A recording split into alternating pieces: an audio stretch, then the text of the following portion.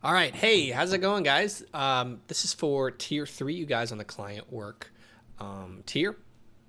I wanted to talk about this concert visual project. You guys have probably seen the breakdowns of the visuals coming out. You guys are getting three, everyone else is getting the other three, so it's a total of six visuals.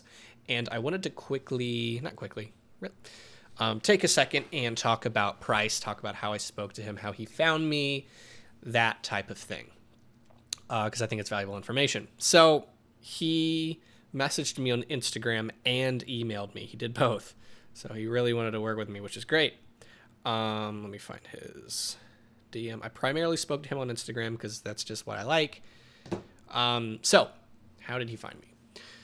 The way he found me was through his management. I sent an email to the management company that has him signed and sent them a This was like 2 years ago, saying, "Hey, I'm available to make visuals for you guys for anyone who is kind of on your roster." And they didn't get back to me for 2 years until Spaghetti, who is a dubstep DJ, reached out to me. And there you go. So sometimes those leads take 2 years to culminate. That being said, I wanted to go through some of the initial conversation I had with him because I think that's kind of important.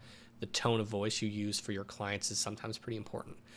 So I spoke to him in a very casual tone. It wasn't very businessy. It wasn't very corporate because I've worked with these sounds not a very great way to say it. I've worked with dubstep guys and DJs before, and they're very casual. Many of them, they're doing their dream job, so they don't want to be super businessy. So knowing how to speak to your client can be very important. It can either turn them off or make them like you. So that was kind of the way I spoke to him. So he said, "Hi, Ducky, big fan of your work. Might be a bit of a far shot, but do you do concert visuals?" I'm paraphrasing, even though I'm reading. It's kind of a paragraph. He basically asked me, "Hey, do you do concert visuals?" And I said, "Hey, man, thanks for reaching out, exclamation mark. I would love to hear more about this project. How many loops do you need? Any ideas for the loops and time frame for when this needs to be finished?" I'm asking those questions because in my mind right now is budget. How much can I charge? How much might he be able to pay? I had no idea what his budget was. So he said, "Time frame is just ASAP, not a rush or anything, but I'm currently on tour. These loops are not song or tour based. They're just kind of general loops that could be used anytime." So he kind of told me like, "Hey, I want them to be kind of on brand for what I'm doing. They don't have to be spaghetti themed," because apparently that happens a lot. So I said, "Awesome. If you would you be able to send me some references of some visuals that you like?" Now, this is kind of funny, and I didn't realize this until I was reading through these DMs. I said, "Would you be able to send me some vegetables that you might like?" And I didn't read it. I was trying to say visuals, but he didn't say anything.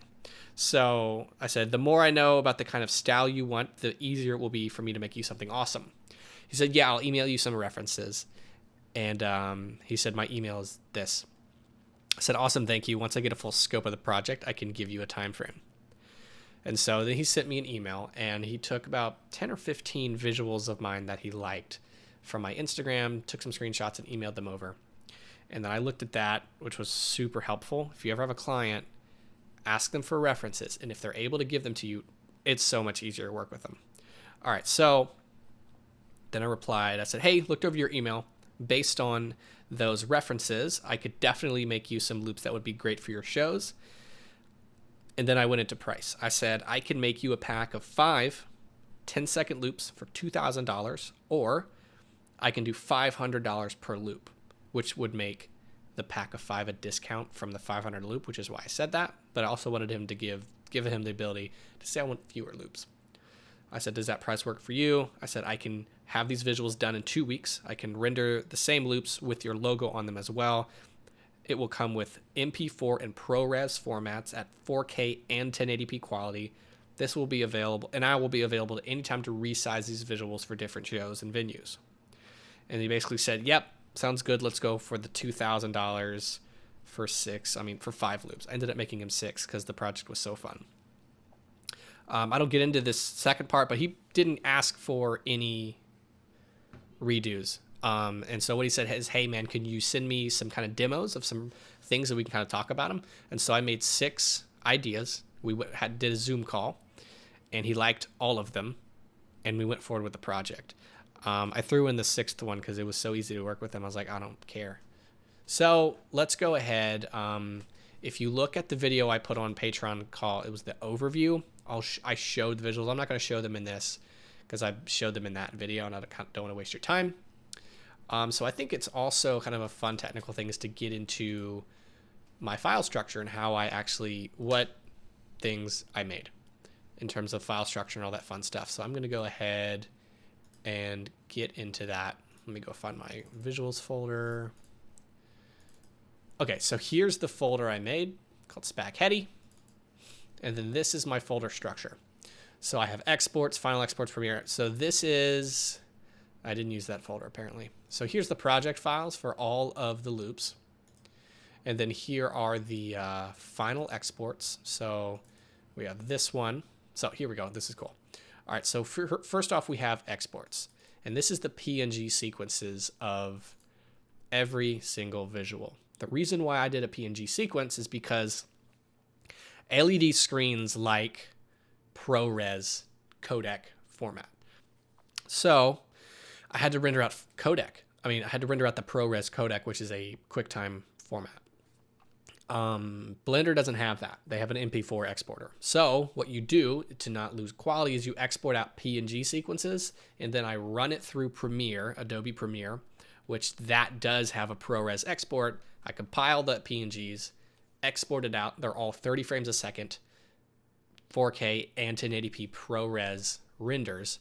And so if I go here to final exports where they're all compiled, we'll go here to like Greeble, and these are the exports. So I made MP4 just in case you wanted to put these on social media and anything like that. You don't have to deal with that. ProRes is kind of like the PNG of video files where it's completely lossless, no compression. MP4 is pretty compressed. And so we have the ProRes 4K, and then we have the ProRes 1080p, and then we have the 4K MP4 4K 1080p. And I did that for all 6 visuals. And then what I did was I made a Google Drive folder, and I dropped in all of these folders. So we had a total of 4, 8, 12, 16, 20, whatever the math is, that many clips to deal with. And then what I also made here was a visuals guide. So this helps him not have to ask me questions and wait for me to answer. He's like, hey, what's the folder structure? So when I named them, I said, so this is the name of the title structure. So he kind of knows what he's looking at. So we have the visual resolution, the visual codec, and the name of the visual so that's the naming structure. We have the available codecs, the ProRes and MP4. You can also send this to VJs for shows and stuff like that. And then these are all the screenshots of the visuals that I made. So this kind of helps him see a full understanding of everything I made for him. And it looks nice, it looks professional, it looks clean. So I'd recommend doing that if you have kind of a complicated. And one of the reasons I made this, because he specifically said, I haven't dealt with codecs in a while, so I'm kind of foggy on the topic. So I was like, all right, well, in case he does have questions, I'll send him this so he doesn't have to wait for me to respond if he has something he needs answered quick. So there's the visuals guide that I made for him. That's the whole project. So I hope that helped you. By the way, if you haven't used it, Patreon has a messaging system, so you can send me a message if you ever have questions about a client. How much should I charge? What should I do? What should I say? Let me know. I'll help you out. And yeah, this was a really fun project. A lot of fun with it. And hopefully I get to see one of his shows and take some pictures of the visuals. I did put on Patreon one of the visuals that I saw one of his photographers take. So pretty cool. That being said, thank you guys for watching. I hope you got some useful information out of this, and I will see you in the next tutorial.